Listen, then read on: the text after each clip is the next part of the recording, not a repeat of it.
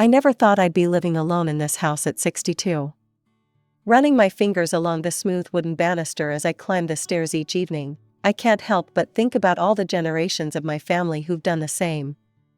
This house on Maple Street has been in my family for over a century, and I've called it home for most of my life. My name is Caroline Mitchell, and 20 years ago, my husband Robert left me for his 25-year-old secretary. Our son Tommy was only 12 at the time. I remember the day Robert told me he was leaving as if it were yesterday. He stood in our kitchen, not meeting my eyes, fumbling with his wedding ring. "I'm sorry, Caroline. I never meant for this to happen," he said, his voice barely above a whisper. I just stood there, gripping the kitchen counter until my knuckles turned white. "Does she make you happy, Robert?" I asked, trying to keep my voice steady. He nodded, still not looking at me. "I'll make sure Tommy is taken care of. I'll pay good alimony."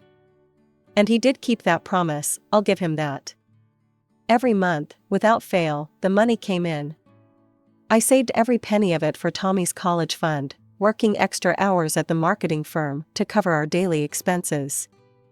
The house, thank goodness, was already paid for, my grandmother's final gift to me.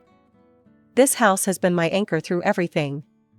Film crews even used it once for a period piece about the Civil War era, saying it perfectly captured the essence of that time. The producer offered to buy it for an obscene amount of money, but I couldn't sell it. This house isn't just walls and windows, it's my heritage, my story. After Robert left, I threw myself into my work and raising Tommy. Dating? It never felt right. My colleagues would try to set me up, but I always declined. "I'm married to my career," I'd joke, but the truth was, I'd lost faith in love. Tommy became my whole world. I made sure he had everything he needed: love, support, guidance. We had our routines: breakfast together every morning, homework at the kitchen table, Sunday movie nights. He graduated with honors and went to a good college, thanks to his father's alimony payments. When Tommy brought home Amy from work last year, I tried to be welcoming. She seemed nice enough, always smiling, complimenting the house, asking about family photos. But something felt off. Maybe it was the way her smile never quite reached her eyes, or how she'd change the subject whenever work came up. Still, I told myself I was just being an overprotective mother. "Mom, we're getting married," Tommy announced over dinner one evening. I remember forcing a smile and hugging them both, pushing down the nagging feeling in my gut. "I'm so happy for you both," I said, and I meant it. Or at least, I wanted to mean it. The wedding was small but lovely. I sat in the front row, watching my boy promise his life to this woman I barely knew. Robert was there too, with his new family, wife number 2, and their teenage twins. We nodded politely to each other but didn't speak. Everything seemed fine at first. They got an apartment across town, both working at the same tech startup. I'd have them over for dinner sometimes, watching how Amy would inspect everything in the house with those calculating eyes of hers. But I never imagined how quickly things would change, or that my peaceful life was about to be turned upside down. I was at work when I got the call from Tommy. His voice was shaking, and I could tell he'd been crying. "Mom, they're laying off half the company. Both Amy and I, we're being let go." My heart sank. I knew how hard it was to lose a job. I'd seen enough colleagues go through it over my years in marketing. "Take a deep breath, honey. Tell me what you need." "We won't be able to make next month's rent," he said, his voice barely above a whisper. "Our savings, they're pretty much gone." After some quick calculations, I transferred enough money to cover 3 months of rent for their apartment. It wasn't a small amount, but I had some savings, and this was my son. "This should give you both time to find new jobs," I told him. The weeks that followed were a mix of hope and disappointment. Tommy landed a new position at a smaller company, but the salary was significantly lower than what he'd been making before. Amy, on the other hand, well, I tried not to judge, but her job search seemed half-hearted at best. When I'd visit them, I'd often find her scrolling through social media instead of job listings. Then came another call from Tommy, just as the 3 months were coming to an end. "Mom, I hate to ask this, but is there any chance we could stay with you for a while? Just until things get better?" I looked around my big empty house, thinking of all the unused rooms. "Of course, honey. You know there's always space for you here." They arrived on a Sunday afternoon, their car packed with belongings. As I helped them carry boxes up to Tommy's old room, I couldn't help but notice Amy's eyes darting around the house, taking everything in with an intensity that made me uncomfortable. "Caroline," she said, her voice syrupy sweet, "your room is just gorgeous. And that home office setup, it would be perfect for our workspace while we're job hunting. Maybe Tommy and I could take that room? It's bigger, and since there are two of us." "I'm sorry, Amy," I said firmly but politely, "but that's my personal space. I need my office for work, and I sometimes have to take calls late at night. Tommy's old room is quite spacious, and you'll have plenty of storage in the guest room across the hall." Her face fell, and though she didn't say anything, the look in her eyes sent a chill down my spine. She pursed her lips and turned away, dragging her suitcase up the stairs with more force than necessary. Tommy gave me an apologetic smile. "Thanks for this, Mom. We really appreciate it." Life settled into a new routine, or at least, that's what I tried to tell myself. Every morning, I'd get up at 6, make coffee, and head to work. Tommy would leave around the same time for his new job. And Amy would still be asleep. I tried not to think about it too much during those first few days. "She's probably still applying for jobs online," I told myself. But as the days went by, a pattern emerged that was impossible to ignore. Each evening when I returned from work, I'd find her exactly where she'd been that morning, sprawled on my living room couch, phone in hand, surrounded by empty snack bags and coffee mugs. The dishes from her lunch would be piled in the sink, crumbs scattered across my kitchen counter. "How was the job search today?" I'd ask, trying to keep my voice light. "Oh, nothing really suitable for my qualifications," she'd reply without looking up from her phone. 2 weeks passed like this. The house, which I'd always kept immaculate, was starting to show signs of neglect. Dust gathered on the furniture, dishes piled up, and laundry overflowed from the hampers. After a particularly long day at work, I decided it was time for a gentle conversation. We were sitting at dinner, a meal I'd prepared after cleaning the kitchen first. I cleared my throat nervously. "Amy, honey," I began, keeping my voice as gentle as possible, "I was thinking, since you're home during the day, maybe you could help out a bit with the housework? Just until you find a job, of course." The change in her expression was instant. Her fork clattered against the plate, and her eyes welled up with tears. "I knew it," she cried, turning to Tommy. "I knew she'd try to turn me into her maid. Just because I'm temporarily unemployed doesn't mean I should be your mother's servant." I sat there, stunned. "Amy, that's not what You've been looking down on me since day one." She was full on sobbing now. "You think I'm not good enough for your precious son or your precious house." "Amy, please, I didn't mean," but she was already pushing back her chair, running from the table with dramatic flair. Tommy stood up, his face dark with anger. "Mom, I can't believe you'd be so cruel to Amy. She's going through a really tough time right now." After that night, things got even worse.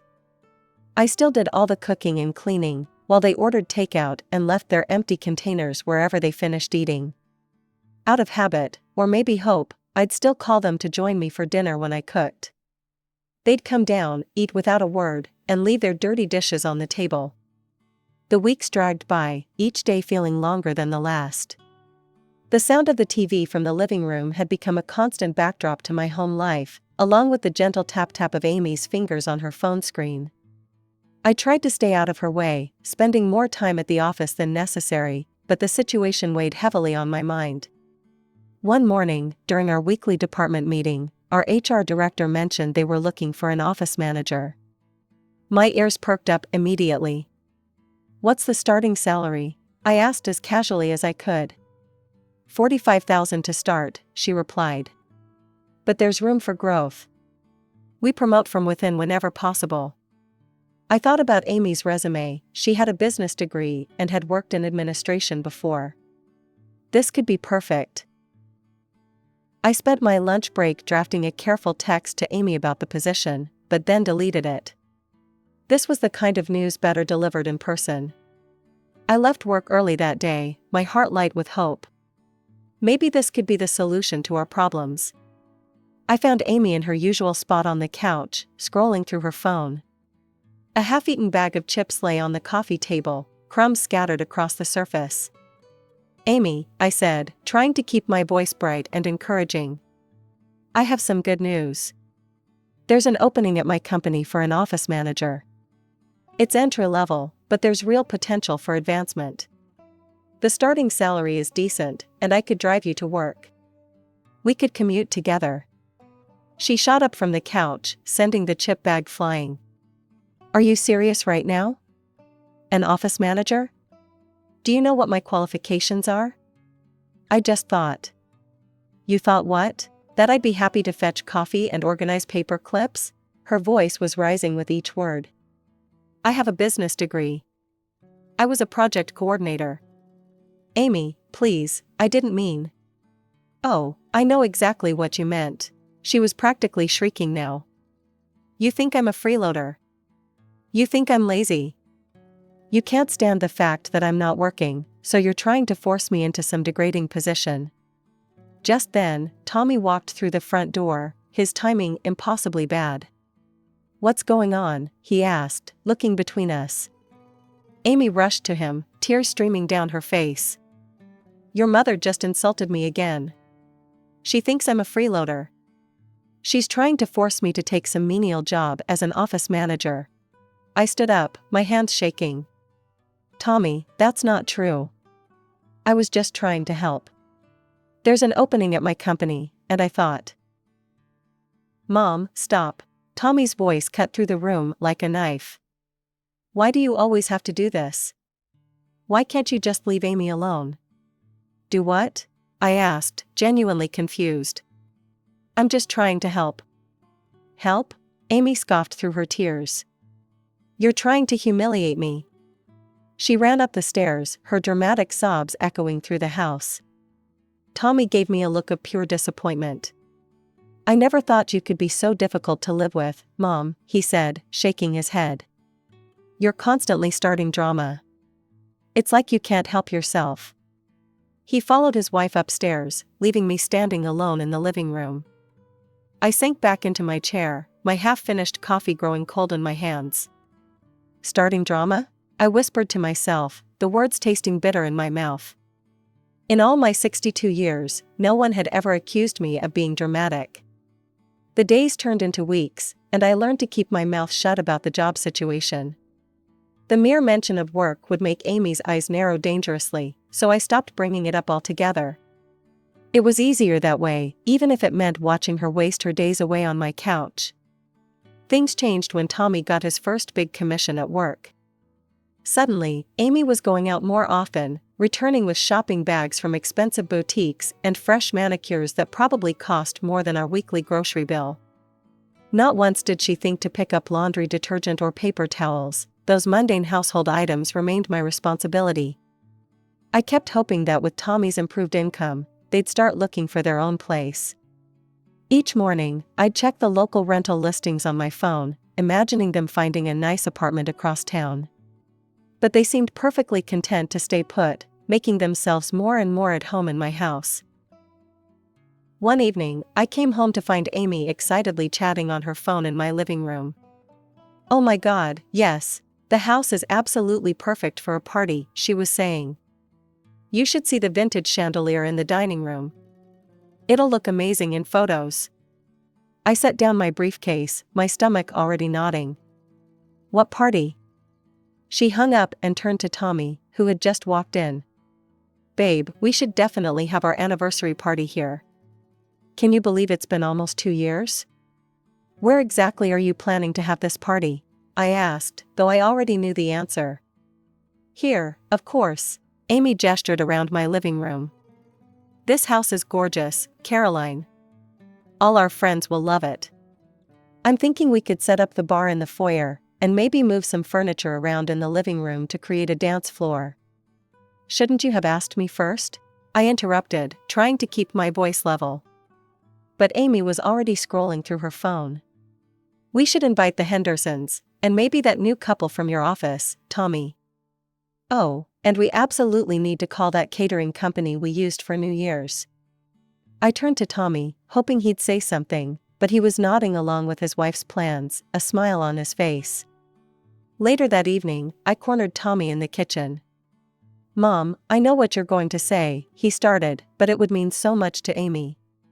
She's been feeling down lately, and this would really lift her spirits." "This is my house, Tommy. You can't just decide to throw a party here without asking me first." "Please, Mom?" He gave me that look, the same one he used to give me when he wanted extra dessert as a child. "I promise we'll take care of everything. I'll even hire a cleaning service to come in afterward. You won't have to lift a finger." I stood there, looking at my son, this man who used to be the considerate boy I raised, and felt my resolve crumbling. "Fine," I sighed, already knowing I'd regret this decision. "But I want everything back in its proper place afterward." "Thanks, Mom. You're the best." He hugged me quickly and bounded up the stairs to tell Amy the good news. The week leading up to the party was a whirlwind of activity, none of which I was included in. Amy took over my house like a general, planning a military campaign. Delivery trucks came and went, bringing everything from fancy tablecloths to crystal champagne flutes. She rearranged my furniture without asking, pushing my favorite reading chair into a corner to make room for a makeshift dance floor. I kept my distance, retreating to my office whenever possible. Still, I couldn't help but overhear her endless phone conversations about appetizer selections and wine choices. My grandmother's antique vase was moved to make room for elaborate flower arrangements, and my family photos were taken down to be replaced with string lights and paper lanterns. Friday afternoon, I left work early. I had even bought a new dress for the occasion, nothing too fancy, just a simple navy blue cocktail dress that I thought would be appropriate. As I pulled into my driveway, I could see cars already lining the street. I took a deep breath and walked up to my own front door. Inside, the house was barely recognizable. The furniture had been pushed against the walls, creating an open space in the center where people were already dancing. The air was thick with the smell of catering food and expensive perfume. Amy spotted me from across the room. She was wearing a short silver dress that caught the light from the newly installed party lights, her hair and makeup professionally done. She excused herself from the group she was talking to and walked over to me, her face fixed in an artificial smile. "Caroline," she said, her voice sickly sweet but loud enough for nearby guests to hear. "I thought you'd be gone by now." I blinked in confusion. "Gone? Why would I be gone?" "Oh." She tilted her head, her smile never wavering. "I guess I forgot to mention, this party is really just for our friends. You know, young people? I assumed you'd make other arrangements for the evening. Maybe get a hotel room?" I stood there, stunned, as a few of her friends nearby giggled into their champagne glasses. "This is my house," I said, my voice barely above a whisper. "Yes, and you've been so generous letting us use it," Amy said, patting my arm condescendingly. "But you have to understand, having someone's mom at an anniversary party is kind of a buzzkill." I looked past her to Tommy, who was standing nearby, watching this exchange. Surely he wouldn't allow this. Surely he would step in and defend me. "Mom," he said, walking over. "Amy's right. This is really more of a young people's party. It might be better if you weren't here." In that moment, something inside me, something that had been stretching thinner and thinner over the past months, finally snapped. Without a word, I turned and walked up the stairs. Behind me, I could hear Amy's smug voice. "See? I knew she'd be reasonable about this. She's probably just gone to pack an overnight bag." I entered Tommy's old room, their room now, and pulled their suitcases from under the bed. My hands were steady as I began emptying drawers, folding nothing, just throwing their clothes into the bags. Designer dresses, expensive suits, all the things they'd bought with Tommy's new salary, into the suitcases they went. I stripped the bed, wrapped their toiletries in a towel, and added those too. The music thumped below as I dragged the heavy suitcases down the stairs, one in each hand. The sound of them bumping against each step drew everyone's attention. The crowd parted as I entered the living room, faces turning from their conversations to watch the scene unfold. "Mom?" Tommy's voice cracked. "What are you doing?" I dropped the suitcases in the middle of the makeshift dance floor. "You're leaving, now. The party's over." Amy's face contorted with rage. "What the hell do you think you're doing?" she screamed. "You can't do this." "This is my house," I said, my voice deadly calm. "You have exactly 5 minutes to leave before I call the police and have you removed for trespassing." "Mom, come on," Tommy laughed nervously. "You're joking, right?" I pulled out my phone. 4 minutes. The guests began shuffling toward the door, muttering among themselves. Some were already calling Ubers. "You deranged old fool." Amy stepped toward me, her finger pointed at my face.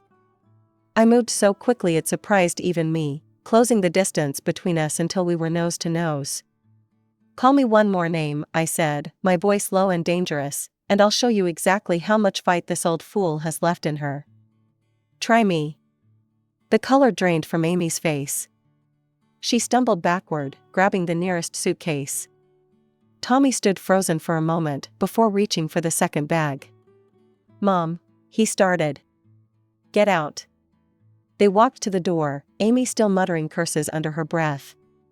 Tommy looked back once, but I had already turned away, beginning to take down the tacky decorations they'd hung on my walls.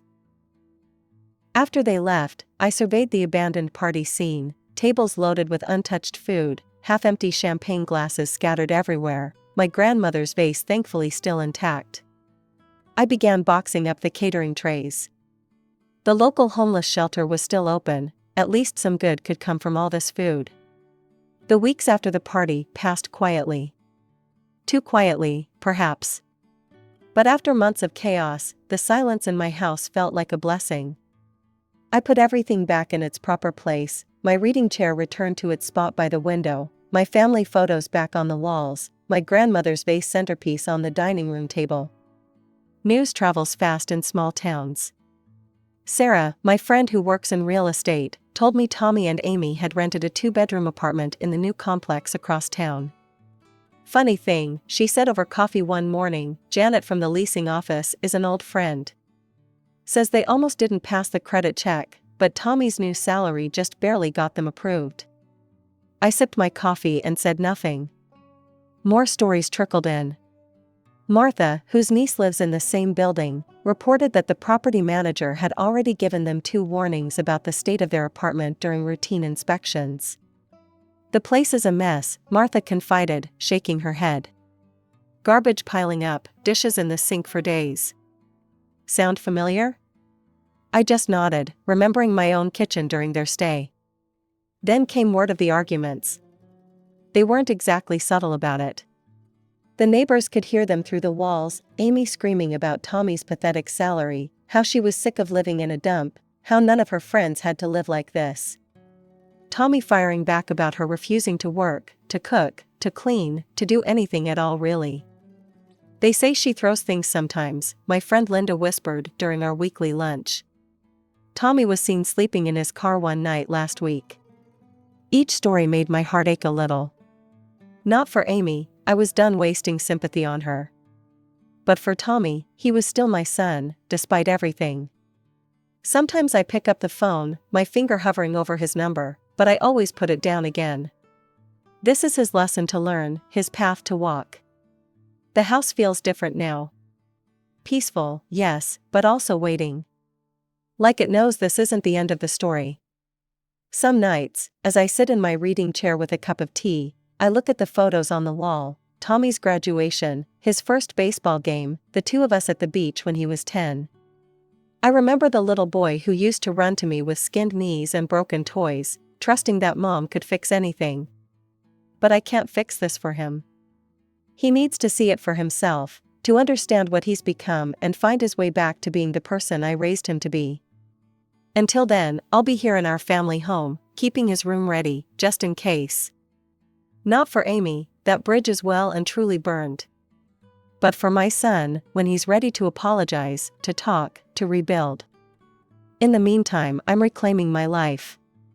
I joined a book club, started taking painting classes on weekends, and even adopted a cat from the local shelter.